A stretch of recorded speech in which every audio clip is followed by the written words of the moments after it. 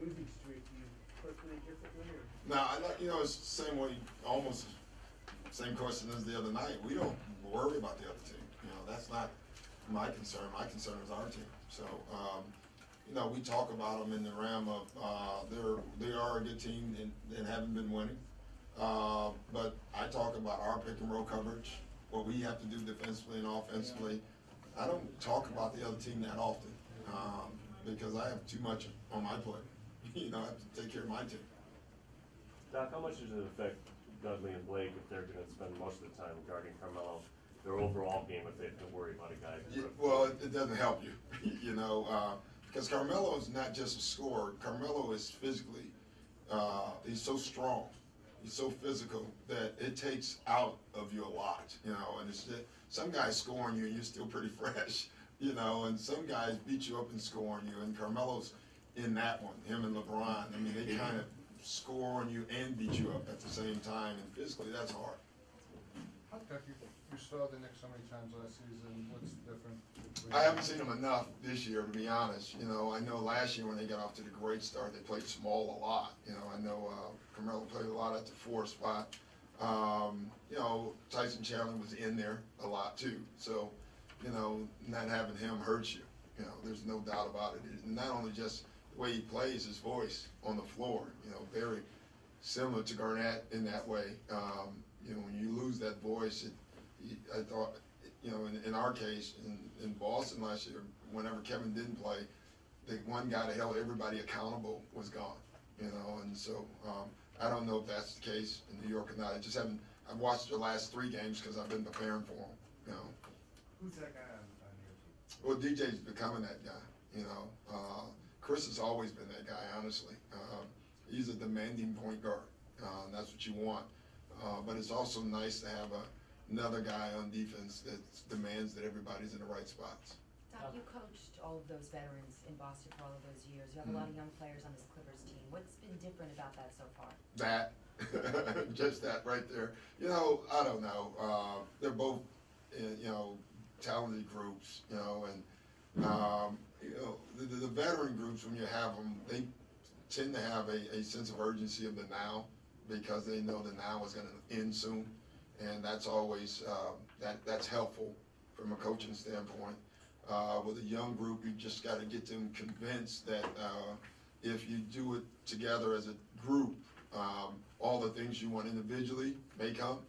I think a lot of the young teams in the league, the teams that aren't successful, which usually that's the reason. It's not the basketball part, it's the the individual stuff is still not achieved by some of them, and so they're chasing that, and that gets in the way of the team stuff. And convincing a young group that the team stuff, if you do that first, you'll get all the individual accolades.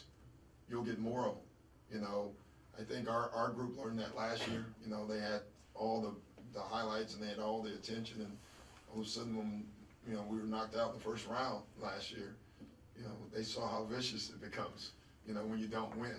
And so all that individual stuff means nothing. And I think that's the journey we're on right now. And what are you seeing for them right now? Are you see them past that individual stage? Yeah, you don't know. It's just too early. I mean, it's 15 games into it.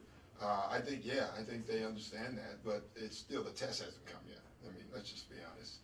The test is all year, and then the test is definitely in the playoffs. So you guys didn't beat them last year, but do you think making them play 6 games took something out of them heading into the next round? Yeah, I don't think that helped them at all. I mean, they looked at us. They had to, and what we had on the floor with all the injuries and all the stuff going on, and they wanted a quick series. That didn't mean they wasn't prepared for not having one, but they wanted one, and we felt that too. And we just felt as a group, the more pressure we could put on them, the more difficult the series would become, and it almost became that. Where we were a couple possessions away from a game 7, and that in turn I look back on that Chicago series we had, and I thought that was the reason we didn't win the next round. I think we lost to Orlando, and I can't remember all this stuff, but I thought even without Kevin that year, we had a chance to beat them if we can get Chicago out quick. I didn't think we could beat Orlando if we didn't get Chicago out quick, and unfortunately went to a 7-game series that a lot of people thought was great. Doc, is Chris Paul as mean as you say? Well, he's a great guy, you know, but he's a tough kid on the court, and you love that in him, you know. I don't know a great player that's not a mean, tough guy on the floor, you know. They may look nice, you know. I use Isaiah as the best example. I mean, he was a smiling assassin in a good way, and that's that's a compliment 100%. Have to say that because there's New York in the crowd, have to make sure they know that, no, I'm joking. But, you know, they're similar in that way. You want guys like that.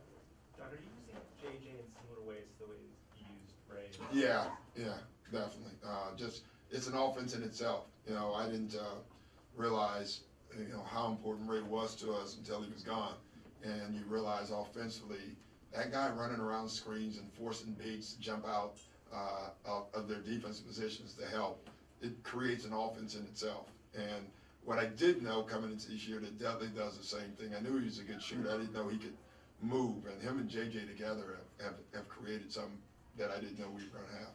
You managed to get pretty good production from Ryan in limited minutes. Is it just a matter of kind of harnessing his energy? I have no idea. Honestly, I just kind of put him out there and he goes. I mean, you know, I love his spirit. You know, I do. I said it. You know what I've loved about Ryan is he's had 2 or 3 games where he didn't play at all. You play him for 1 second, he's ready. You don't play him, he's ready. That doesn't mean he's going to play well or not, but he's going to play hard and he's going to irritate somebody, either one of their players or the coach. Yeah, either coach. That's a good thing. Doc, Mike Woodson's dealing with questions of losing the locker room, players grumbling about the ball movement. God forbid that ever happens to you, but what's the best way to deal with that? It's happened to me, and you just keep coaching. You know, you can't worry about it. You know, listen, when you lose, everybody wants the ball more. They want to play more. We should do more, and it's just the nature of it. It really is. Woody's a tough guy and a great guy, and he's going to handle it fine. I don't ever believe in that locker room stuff. You know, it's usually the guy that ain't playing. Of course he's unhappy, and he gets a chance to say it, you know. But it's just part of it. It really is. It's hard. You know, this is a hard league, and he'll figure it out. Thank you, everyone.